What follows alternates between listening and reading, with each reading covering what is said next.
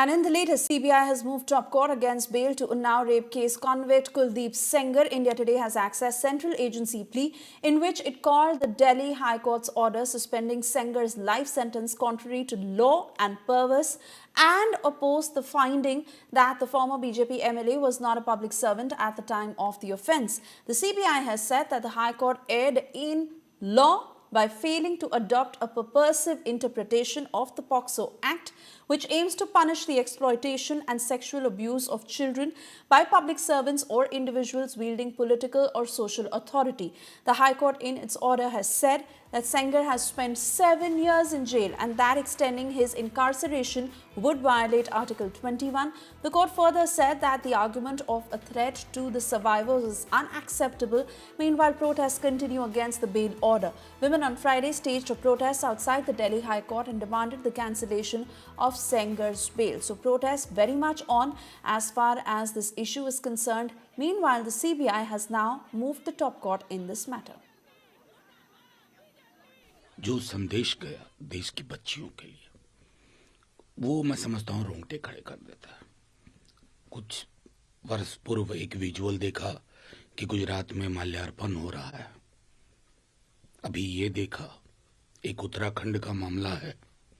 कुल मिला के संदेश क्या है कि बेटी बचाओ बेटी पढ़ाओ। कुछ भी नहीं बदला, व्यवस्थाएं नहीं बदली, तौर तरीके नहीं बदले। हाँ, बदल गई तो एक हुकूमत जो अब न्यूज साइकिल को भी मैनेज कर लेती है। मुझे जानकारी है कि कुलदीप सेंगर को भी भारतीय जनता पार्टी मुंबई में प्रचार को योगी आदित्यनाथ के साथ ला रही है। तो सीबीआई बीबीआई की वो उनके घर के लोग हैं, सीबीआई भाजपा के कार्यकर्ता है, उनको बेल रहेगा। अगर उनको निकाला है जिस तरीके से, तो थोड़े अंदर डालने के लिए निकाला है। लेकिन कुलदीप सेंगर मुंबई में योगी आदित्यनाथ के साथ देवेंद्र फडणवीस का आग्रह है कि कुलदीप सेंगर को यहाँ लाइए और प्रचार करिए। जिस तरह से भारतीय जनता पार्टी कभी गुजरात के बलात्कारियों की सजा को माफ़ कर देते हैं, कभी जिस तरह से कठुआ में एक बच्ची के साथ जब बलात्कार हुआ तो वहाँ जो आरोपी थे उनको बचाने के लिए बड़ी बड़ी रैलियाँ करी भारतीय जनता पार्टी ने। और अब जिस तरह से कुलदीप सेंगर का मामला सामने आया है, बीएचयू का इससे पहले मामला सामने आया था, तो ये भारतीय जनता पार्टी का जो महिला विरोधी चेहरा है वो साफ नज़र आता है। लचर पैरवी के कारण कुलदीप सेंगर को जमानत मिली थी। अब फिर से उसको चुनौती दी गई है। फैसले को समाजवादी पार्टी समझती कि देश की न्यायपालिका से निश्चित रूप से न्याय मिलेगा। सीबीआई का ताजा कदम, अगर दिल्ली हाईकोर्ट ने जमानत दी तो उसके बाद सीबीआई ने यह निर्णय लिया कि इस मामले में वो अपील में जा रहे हैं।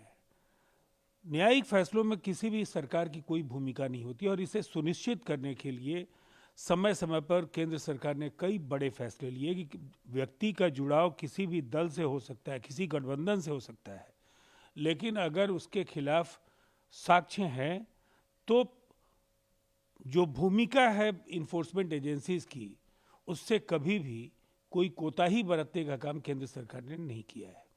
Well, there's a very obvious step which CBI has taken, and they should have taken this step, and they've taken the step. Fact is, the decision of the lower court need to be challenged, and so they have challenged the now rape case decision by the court in the higher court now. Unnao rape case survivor interacted with India Today's Rajdeep Sardesai over Sengar's bail. Listen in to what she said.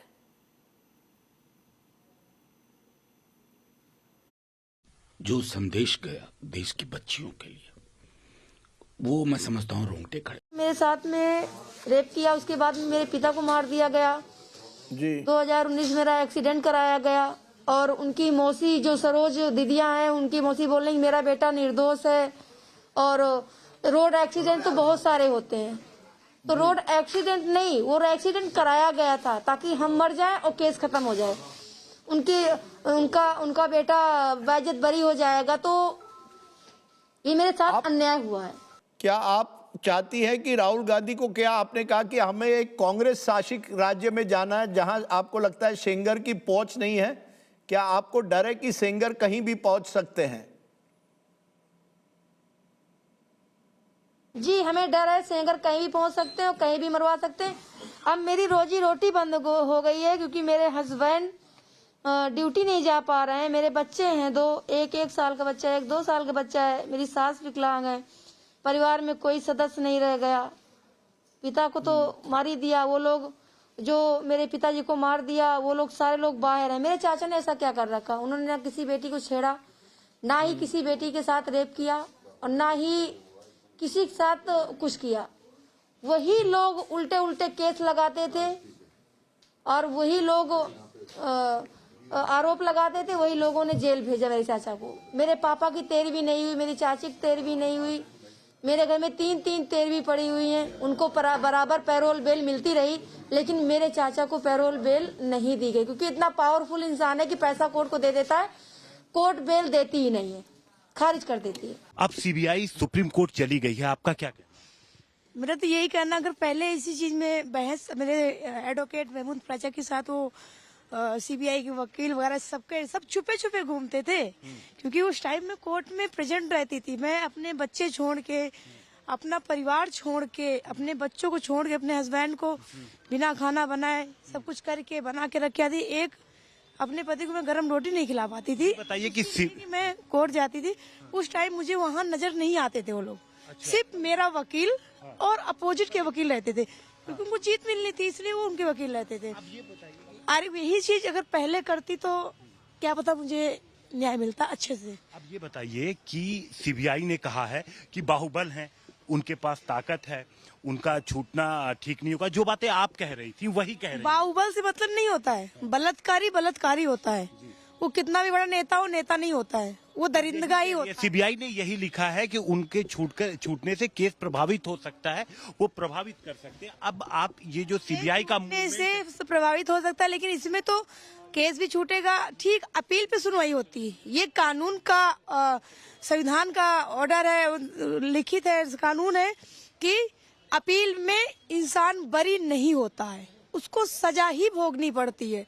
जमानत होगी तो बाहर आएगा ही आएगा। लेकिन अब CBI ने appeal किया है, तो सीबीआई के इस मूव पर जो सीबीआई ने लिखा है डॉक्यूमेंट पे, इस पे आप क्या कहना चाहिए? यही कहना, अगर ये चीज पहले कर दी तो कितना अच्छा रहता।